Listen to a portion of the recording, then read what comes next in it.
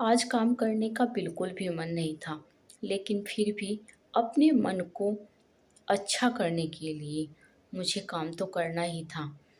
मन ना होते हुए भी अपने काम में लग गई हूँ। लेकिन शुरू में तो काम में भी गड़बड़ ही करती, क्योंकि जब हमारा किसी काम को मन करने का मन नहीं करता ना, तो वो काम अच्छा होता ही नहीं है। लेकिन क्या करूँ, जहाँ दिमाग गया हुआ है वहाँ से दिमाग को हटाना भी तो है। तो इसलिए अपना काम करने के लिए बैठ गई हूँ।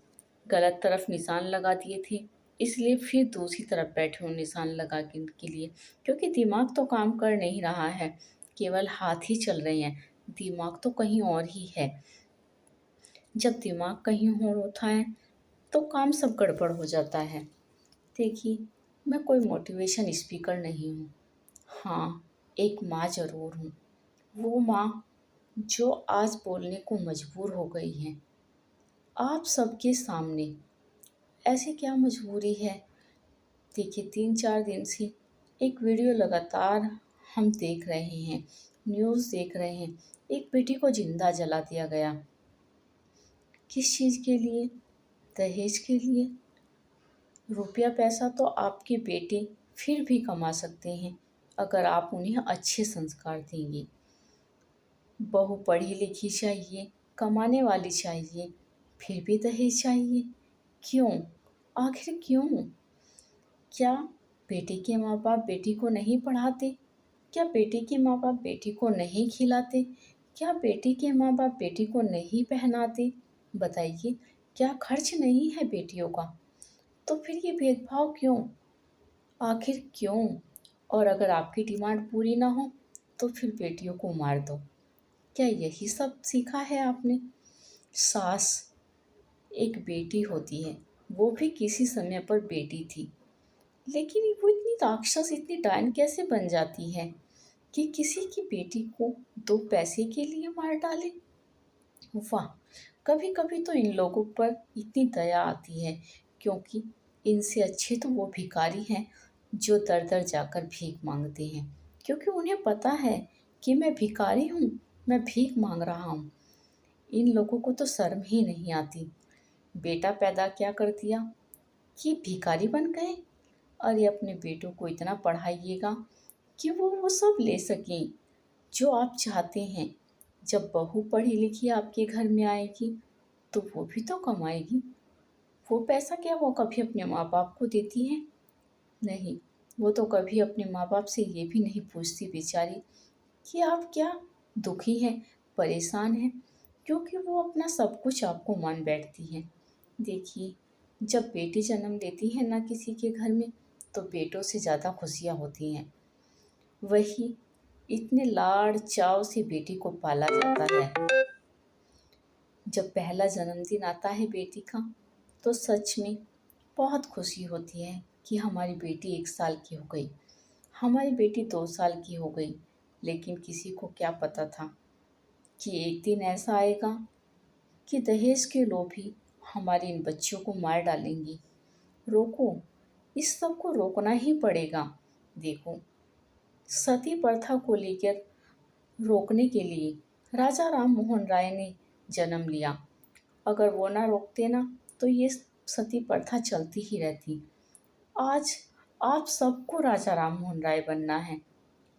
कसम खाइए कि दहेज ना देंगे और ना लेंगे, भले ही बेटे कुंवारे रह जाएं, भले ही बेटियां कुंवारी रह जाएं।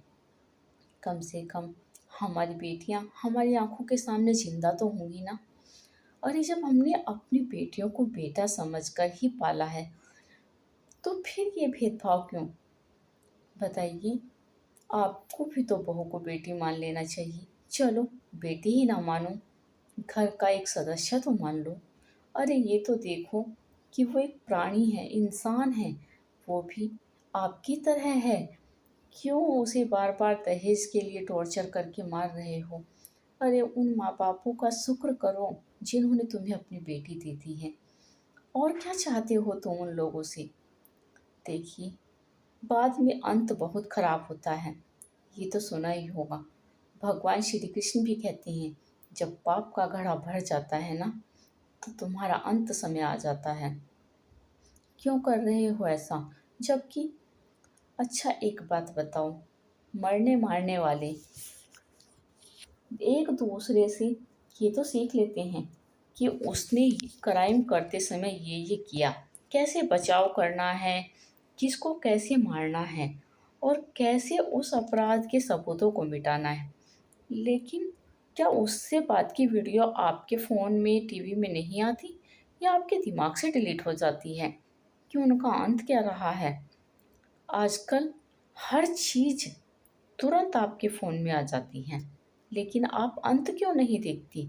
अगर आप शुरुआत को छोड़कर अंत पर ध्यान दोगी ना, तो कभी शुरुआत होगी ही नहीं इन कामों की। याद रखिएगा, कर भला हो भला।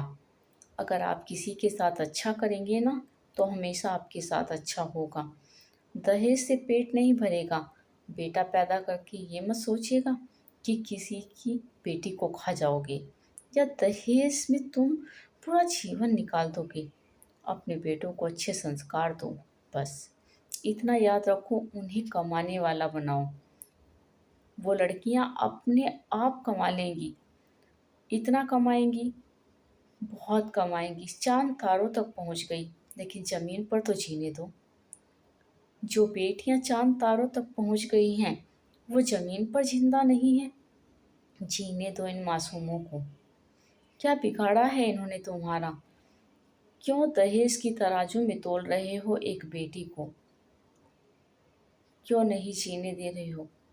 माँ हो, माँ की तरह रहो। अपने बच्चों में संस्कार भरो, ना कि लोभ लालच भरो। एक दूसरे को देखकर इतनी जलन क्यों? कि उसने गाड़ी खरीदी या उसने कुछ भी खरीदा, मकान प्लॉट कुछ भी खरीदी। आप अपने बच्चों को उस काबिल बनाइए ना कि वो भी ये सब कर सके। दूसरे की चीज़ों पर निगाह रखने से अच्छा है अपने करने पर ध्यान दो।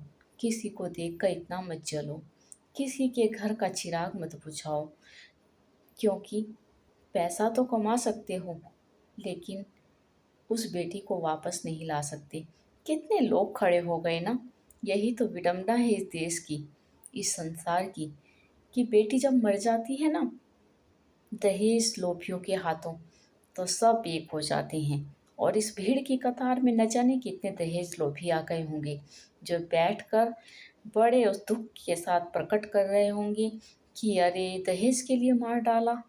लेकिन उनके छुपे हुए अंदर के राक्षसों को कैसे निकालोगे बाहर? कैसे बचाओगे अपनी बेटियों को? कदम कदम पर दहेज लोभी हैं। तो अपने आप को